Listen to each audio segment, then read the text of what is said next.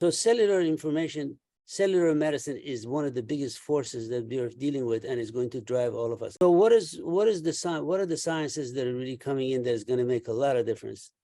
The entire legacy healthcare system worldwide is, as I said, is a misnomer. And the way I look at this thing, it is for the time for cellular medicine. Something goes wrong with your heart 3-4 years ago, and you don't know about it at the cellular level. Then 4 years later, it shows up as a heart problem. And next thing you know, you go through drug therapy and all the terrible thing that happens to us. So cellular medicine is one of the biggest forces that we are dealing with, and is going to drive all of us. In particular, it's genetic information. That's the best of some of the most important part of our cellular structures.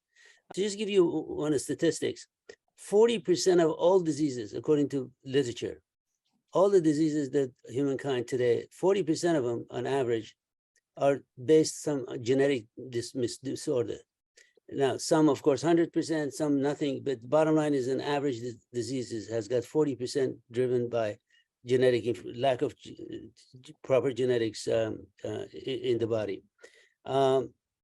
So that whole area, again, it takes a lot of time to talk about that. But for instance, if you heard this great stuff about Alzheimer, which I'm very glad to hear, but equally, let's say Parkinson's disease, which is absolutely, a lot of it could be prevented. And at the same time, you know, you can, if you get it, if you know ahead of time that you've got the synuclein gene, for instance, in you, you could do down-regulate it, up-regulate it, and live much longer. It turns, the disease becomes a chronic disease. So many of these diseases could be turned into chronic as opposed to killers.